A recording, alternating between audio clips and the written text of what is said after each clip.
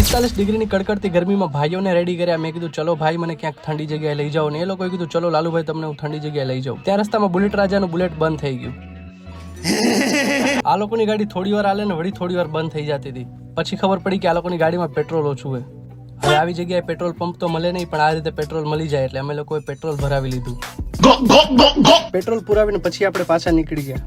ખુલ્લો રસ્તો, ઠંડી હવા, પણ તડકો એવો હતો અને મજા એટલી આવતી હતી. ચાલુ ગાડીમાં પાસ કરી લીધી. પછી પાસ ખાઈને અમે લોકો પહોંચી ગયા કેનાલે. હવે આ લોકો તો બધા તરવાના એક્સપર્ટ અને મને તો તરતા આવડતું નતું. અને જે રીતે આ લોકો કૂદતા હતા મને એવું થયું કે કાશ મને પણ તરતા આવડતું હોત. પછી ધીરેથી મેં પણ હિંમત કરી, કારણ કે પાણી એટલું બધું ઊંડું નતું, પણ એનો ફ્લો બહુ વધારે હતો. અને ભાઈ સાહેબ જે મજા આવી ગરમીના ટાઈમમાં દેશી સ્વિમિંગ પુલની મજા તો કંઈક અલગ જ છે. શું તમે પણ ક્યારે આવી રીતે નાહ્યા છો? જો નાહ્યા હો તો કમેન્ટ કરજો.